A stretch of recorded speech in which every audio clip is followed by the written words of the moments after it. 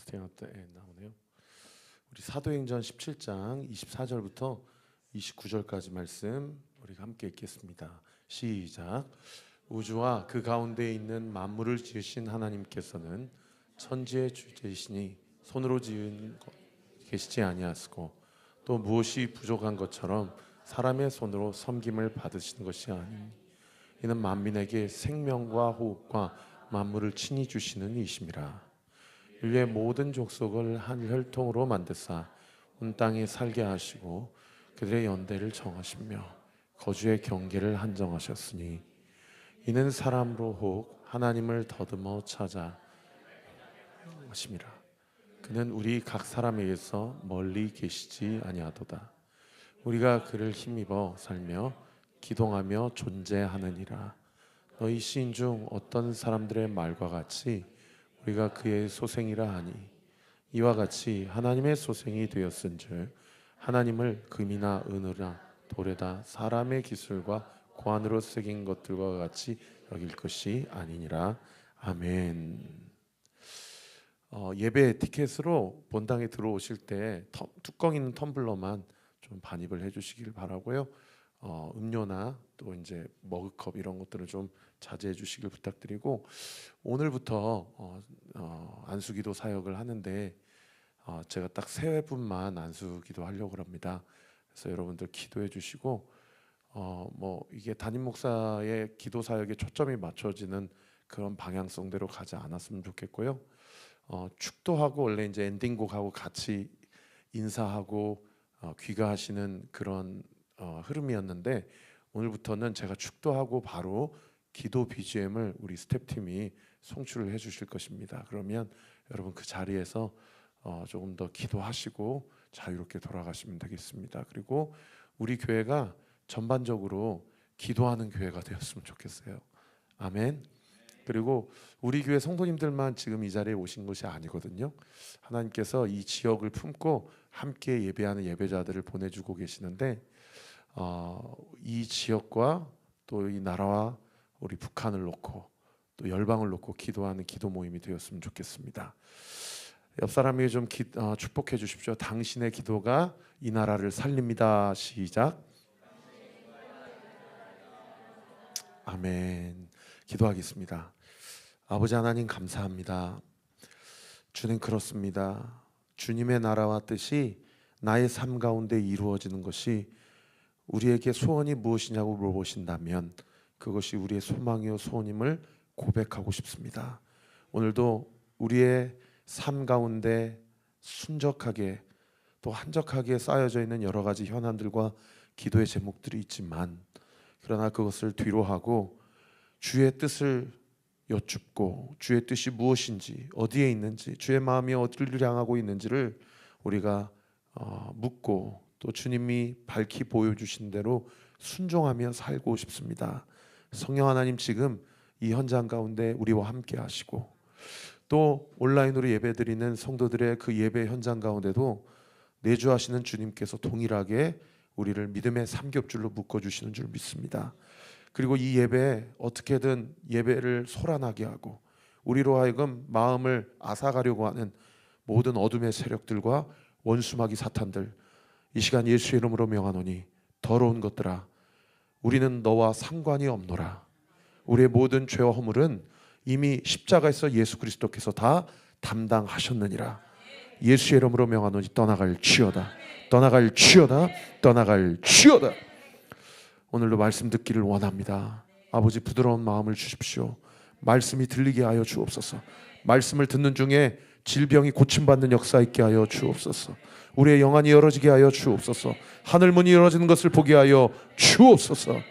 감사드리고 예수 그리스도 이름으로 기도하옵나이다. 아멘. 우리는 계속해서 사도행전 17장 살펴보고 있습니다. 사도행전 17장은 사도 바울이 세 도시에 가서 복음을 전했다고 제가 말씀을 드렸죠. 첫 번째 도시는 데살로니가였고요, 두 번째는 베레아였고, 세 번째 도시는 오늘 본문에 기록되어 있는 아덴, 개역개정판에는 아덴이라고 되어 있는데 여러분 아테네라고 이해하시면 더 이해가 쉬우실 것입니다. 헬라 제국의 수도죠. 모든 정치와 경제와 문화와 예술과 교육의 중심지 사도 바울이 이 아테네에 드디어 방문을 한 겁니다. 근데 여러분 잘 아시는 대로 사실상 이 유럽으로 넘어가는 것 자체가 애당초 사도 바울 전도팀이 유럽으로 넘어가려는 계획이 있었습니까? 없었습니까? 예, 없었죠.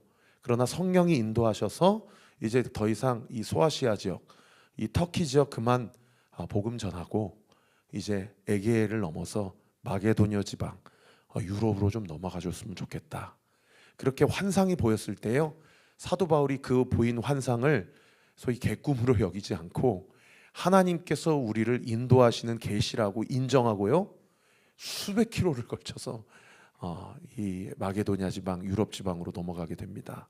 그러고 나서 당도한 첫 성이 빌립보성이었고 그 이후에 암볼리아와 아볼로니아를 거쳐서 데살로니가에 가서 복음 전했고요. 또 베레아에 가서 복음을 전했습니다. 우리가 지난주, 지지난주 쭉 살펴보았지만 데살로니가와 베레아에서는 수많은 믿음의 열매가 있게 됐어요. 그래서 그곳에 무엇이 세워졌습니까? 교회가 세워졌습니다. 할렐루야. 여러분 방문하는 곳곳마다 교회가 세워진다는 것이 이게 기적 중에 기적 아닙니까? 복음을 전하는데 물론 멸시하고 박해하고 핍박하는 사람들도 있지만 복음을 전할 때에 그 마음이 부드럽고 너그러워져서 하나님이 어떻게 말씀하시는지를 상고하고, 할렐루야, 그리고 정말 그 말씀이 이미 우리에게 주신 성경의 텍스트와 동일한지를 한번 맞춰보고 한번 검증해보고 그것이 맞다라고 여겨질 때에 그것을 믿음으로 반응하고 또 받아들이는 것. 할렐루야. 여러분 우리 온리교회도 또 여러분 속하신 그 교회에도 아버지 하나님 2024년에 이러한 놀라운 은혜의 역사가 있게 되기를 우리 구주 예수 그리스도 이름으로 축원합니다. 그래서 데살로니가와 베레아에 교회가 세워지고요, 수많은 영혼들, 막 귀부인들, 귀족들 뿐만 아니라 중산층, 서민들, 이런 사람들이 다 하나님께로 돌아왔어요. 그런데 너무나도 애석하게 그곳에서 편하게 복음만 전했던 것이 아니고 서둘러서, 그것도 오밤중에 작별 인사도 못하고 그 다음 도시로 가게 되고 또 그 다음 도시로 가게 된 거예요. 왜요? 각 도시마다 교회도 세워지고 많은 복음의 열매도 있었지만 또 반대로 뭐도 있었어요? 박해와 핍박이 있었어요. 그래서 다른 임금을 전한다. 우리는 로마 황제가 태양신인데 저 사람은 예수라는 임금을 전한다. 이거는 이 로마 제국과 제도 안에서의 분명한 반역죄다. 이렇게 모함을 해가지고요, 사도 바울이 세상에 베레아에서 오밤중에 그냥 항구로 성도들이 피신시키니까 함께 동역했던 실라와 그리고 누가와 함께 가지도 못했어요. 본인만 몸을 피해가지고 세상에 그 터미널에 가니까 예약하고 간 게 아니잖아요. 그렇게 피신해서 가보니까 어디행 배가 있는 거예요? 아테네행 배가 있는 거예요. 그래서 목사님 빨리 타세요. 행여나 더 이 참담한 꼴 당하기 전에 빨리 타세요. 그리고 세상에 바울, 실라와 디모데와 누가는 그냥 거기다 놓고 본인만 배 타고 이렇게 아테네로 오게 된 겁니다. 그러니까 무슨 얘기예요? 2차 전도 여행에 아테네에 갈 계획이 있었다 없었다? 없었어요. 사도 바울은 없었어요. 그런데 세상에 박해와 핍박을 피해서 간 그 모든 고난의 여정에 결국 거시적 관점에서 보면 전도 여행의 모든 루트를 누가 진행해 가고 있는 겁니까? 여러분 성경 읽을 때 이게 보여야 돼요. 그러지 않으면 그리스도인인데 더 고난만, 박해만, 핍박만 더 많아지면 아니 도대체 내가 왜 예수를 믿지? 내가 왜 교회를 다니지? 이게 해석이 안 되는 거예요. 아니 저렇게 교회도 안 다니고 저렇게 하나님도 안 믿는 사람 저렇게 떵떵거리고 잘 사는데 왜 하나님은 이렇게 나만 이렇게 못 살게 구시지? 하나님에 대한 오해만 쌓이는 거죠. 근데 세상에서요, 하나님 이 사도 바울을 그렇게라도 이 아테네, 전혀 계획이 없는 도시, 이 헬라 제국의 문화의 중심 도시에 사도 바울을 보내놓고 하나님께서 그곳에서 무엇을 전하게 하세요? 복음을 전하게 하신다라는 겁니다. 할렐루야. 여러분 저는 다산에 올 계획이 없었습니다. 다산은 어딘지도 몰랐어요. 그런데 나중에 우리 성도님들 만나보니까요, 세상에 제가 다산에 오도록 기도하신 분들도 있고요, 그리고요 다산에 온 것을 확인하고 소스라치게 놀라신 성도님도 계시고요. 그리고 여기서 만날지 몰랐는데 하나님의 인도하심 가운데 이렇게 만나서 교회를 세워가는 은혜의 역사가 2000년 전에 그 아테네에만 있는 것이 아니고 여러분 이 한반도 지역에도 오늘날 이 시국에도 하나님께서 우리를 통해서 일하고 계신다 이 말이에요. 할렐루야. 따라합시다. 하나님은 나의 고난을 통하여 하나님의 영광을 밝히 드러내신다. 믿으시면 아멘. 믿으시면 아멘. 이게 인정이 되게 될 때 하나님이요 고난만 주시는 것이 아니고 고난을 감당할 수 있는 힘도 겸하여 주신다는 사실을 믿으시기를 예수님의 이름으로 축원합니다. 왜요? 우리 주님은 선하신 주님이니까. 너 죄졌지? 너 한번 골탕 좀 먹어봐라. 너 한번 좀 고생 좀 해봐라. 이렇게 하나님이 우리에게 고난을 허락하시는 분이 아니시다는 거예요. 하나님은 고난을 허락하실 때 감당할 만한 힘도 주시지만은 그러나 그 고난을 통해서 우리의 믿음을 자라게 하시고 할렐루야 하나님이 누구이신지를 깨닫게 하시고 할렐루야 이 험한 세상 가운데서 내가 너희를 세상 가운데 보냄이 마치 양을 이리에게 보내는 것 같다. 그러나 모든 그 고난의 여정 가운데서 우리의 삶을 통해 첫 번째는 하나님이 영광을 받으시고 할렐루야 하나님 아버지를 우리가 아바 아버지라고 부르는 우리의 모든 주의 백성들에게 그 고난과 환난을 통하여서 주의 영광을 드러내는 자격이 없는데 그런 자격 있는 자들로 하나님께서 우리를 사용하신다는 것이죠. 우리 사랑하는 성도들 삶 가운데 오늘도 잠깐 저기 갔다가 일로 왔는데 세상에 우리 성도님들이 찬양하면서 그냥 닭똥 같은 눈물을 한 방울 떨어뜨리는데요. 그 눈물이 그냥 제 가슴을 그냥 메이게 해요. 얼마나 힘들면 오늘 이 자리에 간다 와서 마치 보이지 않는 하나님을 보는 것과 같이 하여서 하나님 저 좀 도와주세요. 저는 하나님 아니면 아무 의미가 없는 인생입니다. 그러나 하나님이 나를 이 자리 가운데 불러 모아주신 줄 믿습니다. 나와 함께 하시는 하나님, 여기까지 인도하신 하나님, 여러분 그걸 어떤 하나님이라고 그래요? 에베네셀 하나님, 임마누엘 하나님, 선하신 하나님, 능력의 하나님, 권능의 하나님, 이기게 하시는 하나님, 능하게 하시는 하나님, 승리하게 하시는 하나님. 여러분 그 하나님이 어떤 텍스트의 하나님이 아니라 오늘 이 시간 나의 하나님, 우리 가정의 하나님, 우리 자녀들의 하나님, 이 교회의 하나님이신 줄 믿으시기를 우리 구주 예수 그리스도 이름으로 축원합니다. 여러분 아테네 어떤 이미지가 떠오르세요? 저는 이 건물이 떠오르더라고요. 이 건물 파르테논 신전, 그죠? 이거 지금 가도 이거 16세기에 그 오스만 투르크족과 이 유럽 군대가 싸워가지고 오스만 투르크 그 민족이 세상에 여기를 점령하고 이 파르테논 신전을 화약 창고로 썼다고 그래요. 그 전에 그 전사진. 그래가지고 거기서 이 베네치아 군대들이 여기에다가 박격포를 쏘아가지고 이렇게 해갖고 다 무너진 걸 지금 그리스 정부가 너무 소중한 유네스코 자기 자산들이고 이게 돈입니다. 사실 연간 수백만 명의 관광객이 이거 보려고 지금도 아테네에 가요. 그러니까 이것 때문에 이제 재건을 하려고 지금 재건 건축 공사 중인데 요 고담 아까 사진 띄워주셨었는데 요게 상상도입니다. 원래 애당초 이런 모습이었을 것이다. 거기 잘 보시면요 좌우 앞뒤로요 그리스 신화에 나오는 수많은 우상들이 건물에 그냥 덕지덕지 다 붙어 있어요. 그리고 세상에 이렇게 이제 그리스 신화로 사실은 이게 신전이거든요. 여기서 이제 우상 숭배가 행해졌던 그런 건물이에요. 근데 요거를 헬라 제국이 망하고 동로마 제국이 이 그리스를 통치할 때에 여기를 성 마리아 성당으로 이렇게 여기서 또 이제 구교 천주교가 예배를 드리고 그다음에 이제 우리 오늘 원달 형제가 좀 성격이 급한 것 같아요. 좀 잘 좀 따라오세요. 우리 뒤에서 수고하는 우리 스태프팀 지체를 위해서 박수 한번 쳐주세요. 감사합니다. 그러다가 오스만 투르크족이 이 또 아테네를 멸망시켜 가지고 여기를 모스크 삼았어요.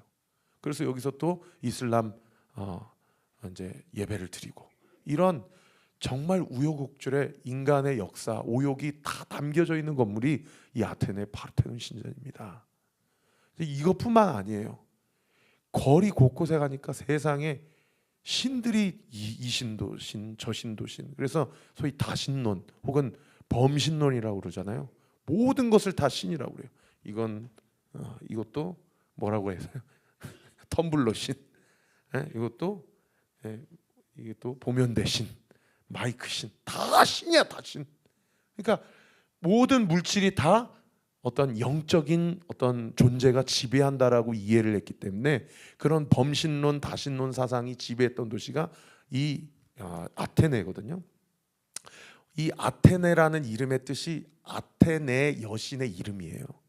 그리고 이 아테네 여신을 숭배하는 신전이 아까 보셨던 파르테논 신전입니다. 그러니까 세상에 여러분 참 재밌지 않습니까? 그리스, 헬라 혹은 아테네 하면 뭐가 발달한 도시예요? 철학이 발달한 도시고 이성이 발달한 도시잖아요.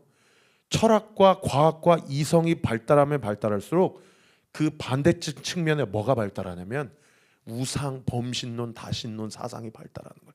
그러니까 우상 숭배, 우상 문화, 우상 사업이 완전히 번창한 도시가 바로 이 도시라는 거죠. 여러분 그거 아세요? 우리나라도 70년대, 80년대 국가 경제가 확 성장을 하면서 동일하게 어떤 사람들도 확 많이 늘어났냐면 이 무당들, 그리고 종교인들, 이런 사람들도 급격하게 많아졌어요. 이게 참 재밌죠. 과학이 발달하고 교육이 발달하고 이성이 발달하고 어떤 논리가 발달하는데 그 반대 체계에 있는 보이지 않는 세계에 대한 여러 가지 가설들과 여러 가지 신념들이 동일하게 발달하는 것이 인간 세계의 어떤 방향성이고 흐름이라는 거예요.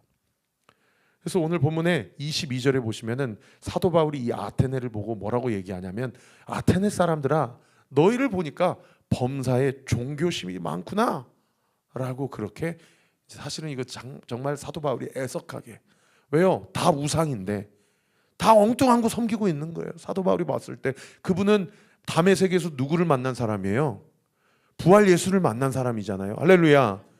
그런데 예수님을 섬기기는커녕 엉뚱한 것에 거기에 신이고 그것이 영적인 존재라고 생각하고 거기에다 대고 비나이다 그러고 있는 거예요. 그러니까 얼마나 속이 타겠어요. 여러분 사도 바울이 여기를 계획하고 왔습니까? 아니면 도망치지도 왔습니까? 도망치도 왔거든요.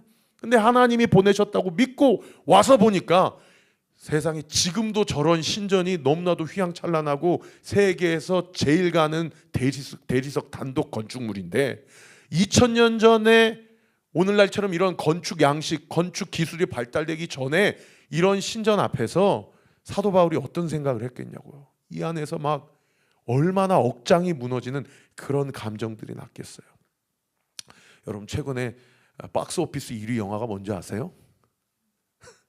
네, 파묘라는 영화예요. 이 장재현 감독의 파묘인데 저는 깜짝 놀랐어요. 이 장재현 감독이 세상의 교회 집사님이래요. 그리고 그 주연 배우 김고은 씨도 크리스찬이에요. 저는 보지는 않았거든요. 저는 잘 안 봅니다, 사실. 제가 영적으로 조금 민감해가지고 그런 영화를 보면 잠을 못 자요. 그래서 예전에 곡성이라는 영화도 정말 보고 싶었는데 결국 안 봤어요. 제가 하고 싶은 얘기는 뭐냐면, 한 목사님이 엊그저께 SNS에 그런 피드를 올렸더라고요. 자기는 파묘 보고 왔는데 그날 밤에 악몽을 꿨다. 자기가 봤을 때 이건 분명히 귀신 영화인데 여러 가지 어떤 우리나라의 어떤 전통적인 귀신에 대한 개념 플러스 일본의 귀신에 대한 개념이 짬뽕돼 가지고 그런 어떤 그런 소재로 만든 영화고, 그 안에서 뭐 일제시대 그런 어떤 우리 민족의 정기를 말살한다고 그래서 말뚝을 박아버리고 그것들을 주연 배우들이 이제 끊겠다 그래서 말뚝을 뽑고 그것들을 처단하고 그런 내용으로 가는 것, 어떻게 보면 3.1절에 3월달에 볼만한 영화이고 어떤 민족의 어떤 정체성을 어떤 고취시키는 그런 영화일란가는 모르겠지만 그래도 어떻든 귀신 영화라는 거예요. 귀신 영화. 거기 보면 여러 귀신 막 뱀인데 머리가 사람 얼굴이고 막 그런 게 나온다는 거예요. 그러면서 그분이 뭐라고 피드를 올렸냐면은 청년들이요, 우리 교회 청년들이요, 파묘 보고 영적인 세계가 궁금하거든 언제든 나한테 찾아와라. 그렇게 피드를 올렸더라고요. 여러분, 시대의 사람들이 영적인 것에 관심을 갖는 일은 어떻게 보면은 의미 있는 일이에요. 그게 좋은 일이든 나쁜 일이든. 그런데 저는 데살로니가 전서 5장에 사도 바울이 권면했던 것처럼 악은 모양이라도 버리라. 할렐루야. 여러분, 봐도 좀 영혼을 살리고 사람을 살리는 그런 컨텐츠를 좀 봐야지, 뭔가 귀신에 얽매이고 뭔가 묶이고 찍고 누르고 이런 영화들이 과연 우리의 영성에 무슨 도움이 되겠냐는 거예요. 제가 감히 보지 마시란 얘기는 안 드리겠습니다. 보려면 분별하고 보세요. 그런데 안 보실 수 있으면 보지 마세요. 여러분, 그 시간에 말씀 읽으세요. 기도하세요. 그거 안 봐도 신앙생활 하는데 전혀 지장 없습니다. 안타까운 건 뭐예요? 제가 하고 싶은 얘기는 뭐냐, 이 시대가 그런 영적인 세계에 많은 호기심을 가지고 있다는 거예요. 그런데 그 호기심을 가지고 있는 이 세대, 이 박스오피스 1위랑 2위가 세상에 20% 이상 차이 나더라고요. 그런 영적 호기심이 많은 세대 가운데 과연 무엇이 진리고 무엇이 거짓인지, 무엇이 참이고 무엇이 거짓인지를 분명하게 이야기해 줄 수 있는 사람들이 누구냐? 이 시대 그리스도인들이다, 이 말입니다. 할렐루야. 그래서 우리가요, 무엇을 가지고 살아야 되냐면 영적 분별력을 가지고 살아야 돼요. 영적 분별력. 오늘 제가 새벽에도 설교했잖아요. 세상에 손흥민, 이광인이 뭐 이렇게 싸웠대 저렇게 싸웠대요. 멱살을 잡았대 안 잡았대. 거기서 주먹질이 있었대 없었대. 사실관계를 파악하지 않은 뉴스를 가지고, 소위 가짜 뉴스를 가지고 유튜브 콘텐츠를 만들었는데 세상에 그 유튜버가 수익이 6억 7억을 남겼대잖아요. 그러니까 이 시대가 뭐예요? 그게 참이냐 거짓이냐는 중요하지 않아요. 어떻든 자극적인 것, 사실관계와 상관없이 사람들의 호기심을 자극할 만한 것, 그런 것을 만들어서 계속해서 유통을 시키고 계속해서 노출을 시키니까, 그래서 그런 것들을 통해서 뭘만 얻으면 되는 거예요. 돈만 수입을 얻으면 되는 거예요. 자꾸 이런 일들이 이 한국 사회 안에 계속해서 벌어지면 어떤 일들이 일어나겠어요? 사실관계 중요하지 않고 뭐가 진리인지 중요하지 않아. 돈만 남기면 돼. 이렇게 되니까 이게 완전히 사회가 어떻게 돼요? 너무 건조해지고 거짓이 판을 치고 이런 일로 이제 전락을 하게 되는 거죠. 그런 거짓 뉴스들은 우리가 클릭을 안 해야 되는데 클릭을 어떻게 안 해요? 또 자극적인 썸네일을 가지고 그렇게 유혹을 하는데. 그러니까 이 시대 그리스도인들, 제가 이 예를 드는 이유가 무엇입니까? 여러분, 기도하실 때 영적 분별력 달라고 기도하세요. 이게 하나님이 기뻐하신 건지, 이게 하나님이 싫어하시는 건지, 이게 하나님이 원하시는 건지, 이건 하나님이 아니라 하시는 건지. 할렐루야. 영적으로 똥인지 된장인지를 구별할 수 있어야 된다, 이 말이에요. 할렐루야. 그럴 때예요, 여러분, 그런 영적 분별력을 통해서 우리가 아까 찬양한 대로 하나님의 뜻이 하늘에서 이루어지는 것처럼 우리 이 땅 가운데도, 우리 사랑하는 성도들의 각 가정 가운데도, 이 교회 위에도 하나님의 뜻이 온전히 이루어지는 역사 있게 될 줄 믿으시기를 예수님의 이름으로 축원합니다. 그래서 베드로전서 5장에는 뭐라고 기록되어 있습니까? 우리 같이 한번 읽어봅시다. 시작. 근신하라, 깨어라, 너희 대적마귀가 우는 사자같이 두루다니며 삼킬 자를 찾나니. 따라합시다. 근신하라, 깨어라, 근신하라, 깨어라. 네, 다른 번역 성경에 여기 근신하라, 깨어라를 아주 리얼리티하게 뭐라고 번역해놨냐면 정신을 차려라, 이렇게 번역하고 있어요. 사랑하는 성도 여러분, 정신 차리십시오. 정신 차려야 됩니다. 그렇지 않으면 사탄 마귀가 지금 내 앞에 무슨 덫을 깔고 있는지, 지금 우리 가정 가운데 어떠한 일을 계획하고 있는지, 우리 교회 가운데 어떤 일을 지금 중상 모략을 꾸미고 있는지 우리가 알지도 못하고 그냥 눈 뜨고 코 베는 일들이 이 시대에도 얼마든지 있을 수 있다라는 겁니다. 얼마나 이 아테네 안에 범신론, 다신론이 팽배했냐면 23절에 보세요. 23절에 바울이 이렇게 얘기합니다. 내가 두루다니며 너희가 위하는 것들을 보다가 알지 못하는 신에게라도 새긴 단도 보았으니 그런즉 너희가 알지 못하고 위하는 그것을 내가 너희에게 알게 하리라.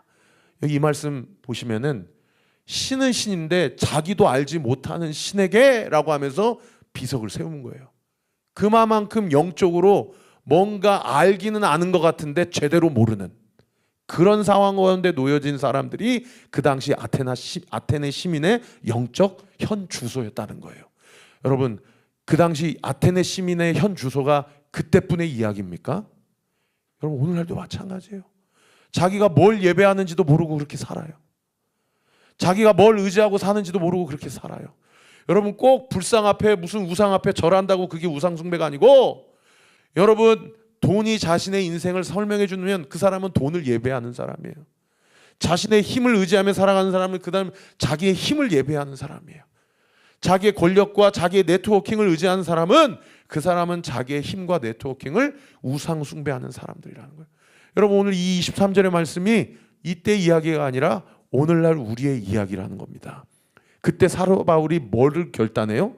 23절 하반절에 내가 너희에게 알게 하리라. 할렐루야. 그리스도인이 해야 될 일이 이거예요. 뭐가 똥이고 뭐가 된장인지를 알려줘야 돼요. 그거 아니야, 이거야 라는 걸 알려줘야 돼요. 그럼 알려주려면 자기 안에 뭐가 있어야 되겠어요? 부활 예수님을 만난 확신이 있어야 하지 않겠습니까? 자기도 확신이 없는데 어떻게 알려줘요? 그렇지 않습니까? 여러분, 신앙생활에 반드시 영적 분별력을 달라고 겸하여 기도하지만 또 기도해야 되는 게 뭐냐? 제가 싱글 1집에 담았던 내용이에요. 주를 더 알기 원해, 주님을 더 알기 원해요, 진정한 예배 드릴 수 있도록. 주를 더 알기 원해, 주님을 더 알기 원해요, 주의 뜻대로 살 수 있도록. 나의 감정과 생각, 내 모든 의지와 언어도 주의 영으로 충만히 채우소서. 주님 사랑합니다, 주님 사랑합니다, 주의 뜻 안에 거하기 원해요. 할렐루야. 여러분, 영적 분별력 달라고 기도하는 것과 겸하여서 주님 더 알고 싶다고 기도하세요. 나는 주님의 1% 알까요? 하나님이 누구신지를 0.1%는 알까요? 여러분, 신앙생활 다른 거 아니에요. 어제보다 오늘, 오늘보다 내일 나를 구속하신 설명할 수 없고 이해되지 않는 그 나를 향한 주님의 사랑을 알아가는 거예요. 할렐루야. 그렇게 경험이 돼봐야 이 사랑을 내가 너에게도 알게 하리라. 할렐루야. 이 말을 해야 할 수 있지 않겠습니까? 그러니까 신앙생활하면서 제일 불쌍한 사람은 어떤 사람들이에요? 모르는데 아는 척하는 사람들, 안 만났는데 만난 척한 사람들, 영적 세계의 영안이 안 열렸는데 마치 열린 것처럼 그렇게 거룩한 척, 경험도 한 척, 자기가 뭐라도 된 척, 그렇게 신앙생활 하는 사람이 오늘날 이 한국교회도 얼마나 많이 있냐 이 말이에요. 속은 시커멓게 문드러져 있는데 영적으로 보면 완전히 문둥병자인데 자기는 깨끗한 척, 자기는 이상이 없는 척, 그렇게 도덕과 윤리로 자기의 신념과 의로 신앙생활하고 있는 사람이 얼마나 많이 있냐는 거예요. 저는 제가 온리교회 세워가면서 다짐한 게 뭐냐면 예배를 통해 주님을 알자. 그리고 공동체를 통해 수직적 하나님, 예배를 통해 알았다면 공동체를 통해 수평적 하나님을 알자. 할렐루야. 그래서 저 끊임없이 설교에 이야기하는 게 나눔 질문이야. 나눔 질문. 왜? 하나님의 음성을 듣는 거예요. 여러분, 죄송합니다. 제가 경험 안 해서 이렇게 얘기하는 걸 수도 있어요. 영천아, 사실 죄송합니다. 하나님 이렇게 얘기 안 하세요. 주님 죄송해요. 주님 또 그렇게 이야기하실 수도 있는데 제가 너무 단정지어서. 여러분, 그렇게 하나님 음성 기다리는 사람 중에 나 하나님 응답 받았습니다 한 사람들, 저 한 45년 이렇게 지금까지 살면서 한 번도 만난 적이 없습니다. 여러분, 하나님의 음성은 말씀을 통해 듣고요, 할렐루야. 찬양을 통해 듣고요, 할렐루야. 그리스도 안의 공동체를 통해서 하나님이 분별하게 하시고 듣게 하신다는 거예요. 그래서 제일 정직하고 제일 겸손한 사람이 누군지 아십니까? 저 아직 잘 모르는데 제 믿음 더 자랐으면 좋겠고요, 저 주님 더 알고 싶어요, 이 고백하는 사람들, 오히려 그 사람들이요, 오히려 더 주님을 더 많이 아는 사람들이에요. 할렐루야.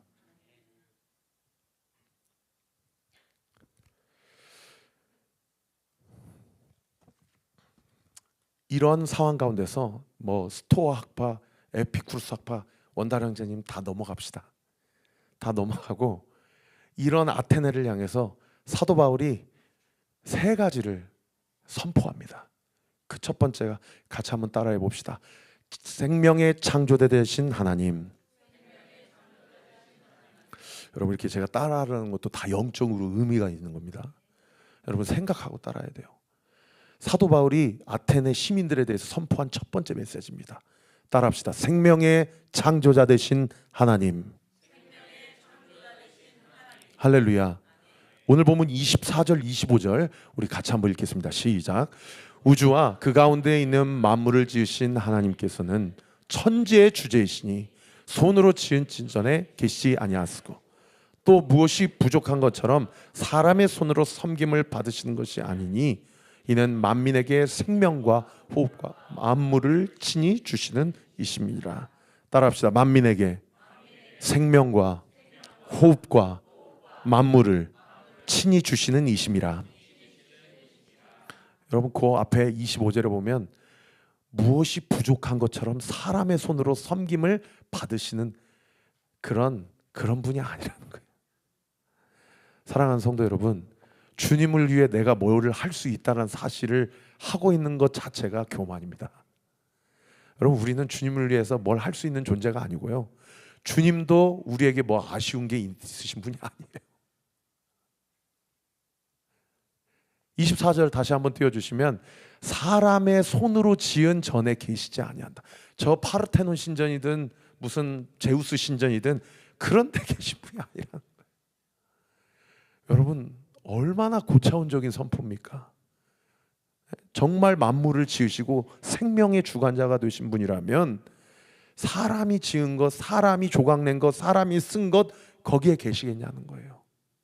우리의 속마음을 다 꿰뚫어 보시는 우리 주님이 지금도 생명의 주관자가 되셔서 사랑하는 성도 여러분, 내 코끝의 호흡까지도 주관하시는 하나님임을 믿으시기를 예수님의 이름으로 축원합니다. 그리고 두 번째 선포한 게요, 따라합시다. 나의 삶에 개입하시는 하나님. 26절부터 28절까지 같이 한번 읽어보겠습니다. 시작. 인류의 모든 족속을 할 현정통으로 만드사 온 땅에 살게 하시고 그들의 연대를 정하시며 거주의 경계를 한정하셨으니 이는 사람으로 혹 하나님을 더듬어 찾아 발견하게 하려 하심이로되 그는 우리 각 사람에게서 멀리 계시지 아니하도다. 우리가 그를 힘입어 살며 기동하며 존재하느니라. 따라합시다. 나는 그를 힘입어 살며 기동하며 존재합니다. 할렐루야. 여러분, 27절에 보시면은 그는 우리 각 사람에게서 멀리 계시는 분이 아니라는 거예요. 멀리 계시는 분이 아니라는 거예요. 여러분, 인간이 만들어낸 그 메커니즘, 사람이 만들어낸 시스템에 높은 위치에 있는 사람일수록 우리가 편히 만날 수 있습니까? 못 만납니까? 못 만나요. 못 만나요. 전에 목회했던 교회 한 분을 만났더니 그분이 이제 새로운 담임 목사님이 되셔서 부목사일 때는 쉽게 만나고 좀 편하게 얘기했는데 세상에 담임 목회자 되니까 만나기가 힘들고 나도 마음도 불편하고 만나자고 하기도 민망하고 그런 얘기 하시더라고요. 여러분, 그냥 한 교회의 이 직함이 주는 이 무게감이 있잖아요. 제가 지난번에 설교했지만 남양주 시장 제가 만나고 싶다고 만나줍니까? 경기도지사 만난다고 만나주고 대통령 만나고 싶다고 용산 가면 만나줍니까? 여러분, 사람의 메커니즘과 시스템 안에서는 직함이 높으면 높을수록 그 사람 만나기가 쉽지가 않아요. 그리고 만나도 불편해요. 그 직함이 주는 무게감이 있기 때문에 뭔가 진정성 있는 대화를 나누기가 더 어렵다라는 거죠. 우리 하나님은 모든 피조 세계와 우주를 만드신 분이에요. 믿으시면 아멘. 그럼 얼마나 만나기 힘들겠어요. 얼마나 만나기 힘들겠어요. 근데 오늘 본문에 왜 사도 바울이 그는 우리와 가까이 계시다라는 이야기를 할까요? 그분이 자기에게 찾아온 경험이 사도 바울에게 있기 때문이에요. 여러분, 오늘 이 밤에도 마찬가지입니다. 내가 내 힘으로 주님을 만날 수 없어요. 아까 우리 찬양했죠? 주의 보혈, 보혈, 그 보혈의 능력으로. 할렐루야. 우리가 아무리 발버둥을 친다고 해도, 주님 만나고 싶다고 어떤 제스처를 취하고 어떤 퍼포먼스를 해도 주님이 나를 만나주시지 않으면 나는 주님을 만날 수가 없어요. 근데 세상에 사도 바울이 선포하는 그는 우리와 가까이 계시도다. 할렐루야. 그리고 뭐라고 얘기해요? 그 다음 구절에 모든 존재가, 모든 생명이 그 안에 힘입어 살며 기동하며 존재하느니라. 할렐루야.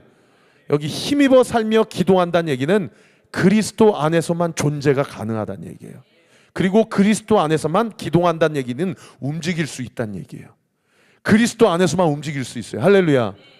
그리스도 밖에 있는 모든 움직임은 하나님 안에서는 적어도 의미 없는 움직임이라는 거예요. 사랑하는 성도 여러분, 월화수목 4일 동안 사신다고 고생 많으셨습니다. 저도 여기서 새벽마다 여러분 위해서 기도하면서 무슨 생각이 드냐면, 최 목사야, 너 목요일날 성도들 만나면 많이 위로해줘라. 너는 어떻든 좀 피곤하면 저 사무실 들어가서 잠깐 눈 붙이면 되잖니. 그런데 우리 성도들은 진짜 치열하게 살다가 목요일날 와서 하나님 앞에 쉬지도 않고 예배드리러 오는 사람들이다. 그런 감동을 저한테 주시더라고요. 목요일날 우리 사랑하는 성도들을 만나면 될 수 있으면 남자분들은 한 번씩 안아줘야 되겠다. 여자분들은 한 번씩 손을 잡아드려야 되겠다. 그랬더니 아까 저기 커뮤니티 공간에서 한 분 성도님 손을 잡는데 손이 찬 거예요. 그러니까 마음이 무겁더라고요. 여러분, 오늘 이 시간, 오늘 온라인으로 예배드린 성도님들도, 오늘 현장에서 예배드린 성도님들도 주 안에서 나를 위해 주께서 준비하신 은혜 가운데 풍성하게 거하십시오. 믿으시면 아멘. 여기서는 잘난 척 할 필요도 없고요, 여기서는 괜찮은 척 할 필요도 없어요. 있는 모습 그대로 주님 앞에 나오면 돼요. 할렐루야. 그럴 때 여러분 믿으세요. 주님이 우리를 안아주세요. 너 고생 많지? 내가 네 속마음을 안다. 내가 결코 너를 혼자 내버려 두지 않아. 너를 위해 내가 항상 너와 함께 있고, 믿으시면 아멘. 나는 결코 너를 떠나지 않아. 너 다음 주일, 다음 달 일, 내년 일 걱정하지 마. 내가 반드시 너와 함께 할 거야. 그리고 반드시 내가 네 인생을 책임져 줄 거야. 믿으시면 아멘. 여러분, 이 말씀을 오늘 이 시간 믿음으로 여러분의 인생 가운데 취하시는 은혜가 있게 되기를 우리 구주 예수 그리스도의 이름으로 축원합니다. 우리 주님은 절대 피조 세계만 창조하시고 나랑 상관없으신 분이 아닙니다. 내 삶에 개입하시는 분이에요. 내 삶 가운데 일하시는 분이에요. 우리의 인생을 책임져 주시는 분이라는 거예요. 마지막 세 번째 사도 바울이 선포한 게 뭡니까? 따라합시다. 회개하고 예수를 믿으라. 회개하고 예수를 믿으라. 오늘 본문 30절부터 31절까지 같이 한번 읽겠습니다. 시작. 알지 못하던 시대에는 하나님이 간과하셨거니와 이제는 어디든지 사람에게 다 명하사 회개하라 하셨으니 이는 정하신 사람으로 하여금 천하를 공의로 심판할 날을 작정하시고 이에 그를 죽은 자 가운데서 다시 살리신 것으로 모든 사람에게 믿을 만한 증거를 주셨음이니라. 따라합시다. 회개하라. 회개하라. 할렐루야. 그리고 31절에 정하신 사람으로 하여금이라고 돼 있어요. 여기 정하신 사람이 누구예요? 예수님이에요. 예수님.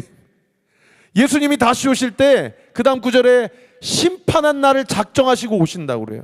여러분, 예수님의 초림은 구원이 목적이지만 예수님의 재림은 심판이 목적입니다. 이 무서운 말씀을 우리의 마음판에 새기십시다. 그래서 심판 가운데 그 심판을 취소해 주시고 그 심판을 심판으로부터 구원해 주시고자 그 다음 구절에 어떻게 했어요? 예수님을 죽이셨어요. 그를 죽은 자 가운데서 그리고 다시 살리셨어요. 할렐루야. 증거가 된다는 거예요. 그래서 사도 바울이 아테네 시민들에게 이야기한 게 이것입니다. 회개해라. 그리고 주 예수를 믿으라. 할렐루야.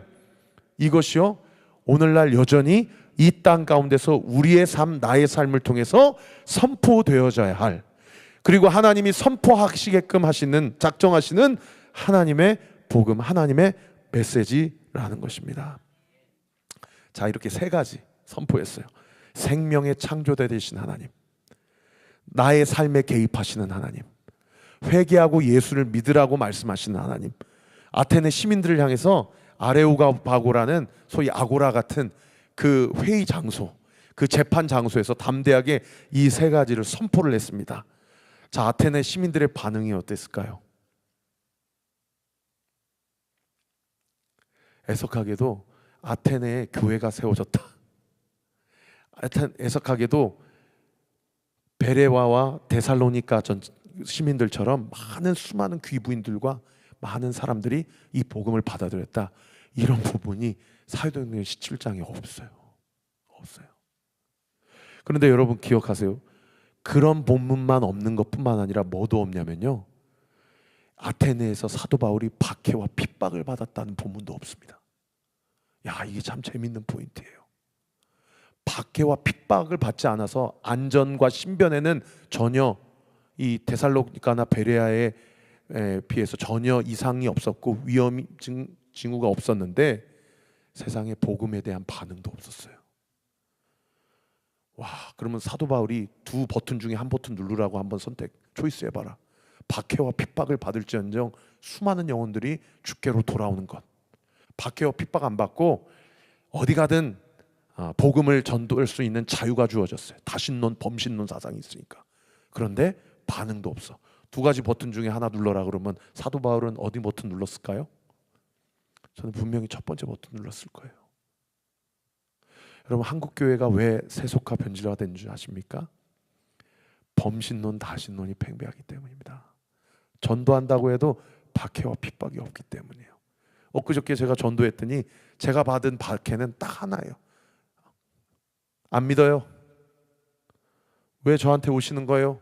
이게 가장 임계점에 있는 이 박해라고 하기가 민망하죠. 북한 지하교회 성도들에 비하면. 여러분, 이렇습니다. 그래서 사도 바울은 아테네 시민들과, 오늘 보면 한번 제가 다는 읽지 않았지만 계속해서 무엇을 했다라고 본문이 강조하고 있냐면 변론했다, 쟁론했다, 변호했다, 이런 단어들만 계속 나와요. 워낙 철학과 이성이 발달한 도시이기 때문에. 나중에 아테네 고다음 도시 어디로 가냐면 고린도로 가거든요. 고린도전서 2장에 사도 바울이 고린도 교인들에게 이런 얘기를 합니다. 한번 띄워주세요. 우리가 이것을 말하거니와 사람의 지혜가 가르친 말을 하지 아니하고 오직 성령께서 가르치는 것으로 하시나니 영적인 일은 영적인 것으로 분별하느니라. 할렐루야. 고린도 가봐서 사도 바울이 느낀 거예요. 아, 이성과 지성으로는 복음이 안 들어가는구나. 논리로는 전도가 안 되는구나. 사도 바울이 느낀 겁니다. 사도 바울 당대 최고의 학자입니다. 그런데 이성과 지성으로는 복음이 안 들어간다는 것을 보고 고린도 가서는 영적인 일로 예수 그리스도의 십자가에 피 묻은 복음을 담대하게 선포하고 있다는 거예요. 사랑하는 성도 여러분, 여러분은 주님을 따라가고 주님을 믿을 때 논리적 이성적인 것으로 접근합니까? 아니면 성령의 인도하심을 받습니까? 여러분, 꼭 오늘 이 밤에 같이 기도합시다. 하나님, 나에게 영적 분별력 주세요. 그리고 주님을 알아가게 해주세요. 내가 주님 앞에 주님을 찾아갈 수 없고 주님이 나에게 오셔야 되는데, 사도 바울에게 찾아가신 주님, 오늘 이 밤에 이곳이 다메섹이 되기를 원합니다. 주님, 나에게 찾아와 주시옵소서. 이런 과정 가운데도요, 마지막으로 17장 끝절 34절에 아테네에 그래도 열매가 있었어요. 우리 같이 한번 읽어봅시다. 시작. 몇 사람이 그를 가까이하여 믿으니 그 중에는 아레오바고 갈리 디오누시오와 다말이라 하는 여자와 또 다른 사람들도 있었더라. 할렐루야. 이 디오누시오와 다말이 또 몇 사람들이 이 아테네에서 그저 사도 바울의 복음을 듣고 그래도 아예 열매가 없었던 것은 아니다 라고 하면서 17장이 끝마치게 됩니다. 우리 같이 한번 기도하겠습니다.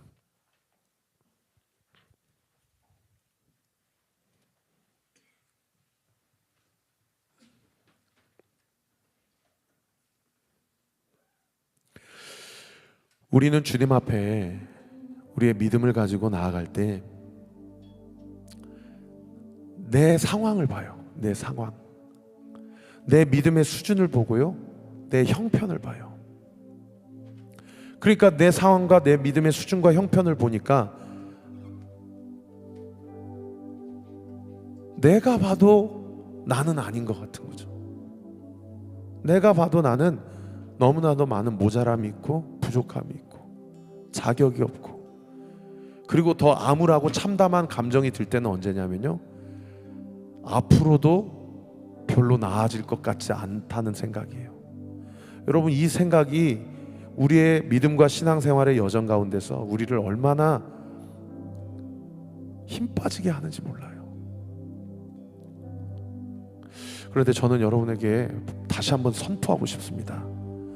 여러분, 우리의 믿음의 시선을 나의 연약함이나 부족함에 두지 말고 나의 인생을 에베네셀 하나님께서 여기까지 인도하신 그 하나님의 인도하심에 두십시다. 할렐루야. 주님이 하실 것입니다. 주님이 하셨습니다. 주님이 지금도 하고 계십니다. 우리 교회는 그런 간증이 얼마나 많은지 몰라요. 지난주도 이번 주도 얼마나 많이 그런 간증이 있는지 몰라요.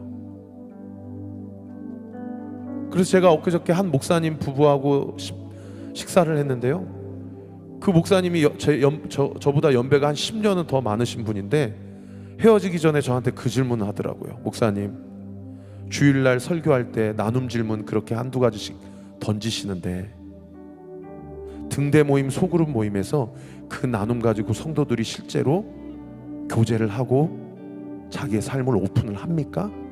저한테 그런 질문을 하시는 거예요.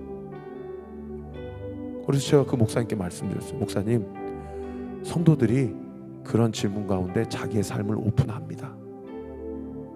자기의 연약함을 나눕니다. 자기는 그게 지금까지 경험해 본 적이 없고 지금도 사실 그것이 이해가 되지 않으신다고 얘기하시더라고요. 그래서 목사님에게, 목사님 한번, 목사님도 목회 현장 가운데 한번 해보셔요. 제가 잘 가르쳐서 한 거 아닙니다. 우리 교회 저보다 연배 많으신 분들 훨씬 많습니다. 저는 그냥 성령님이 말하라고 하는 것만 말하는 것 뿐입니다. 그러면 나머지는 교회 공동체 안에서 하나님께서 책임지신다고 믿습니다.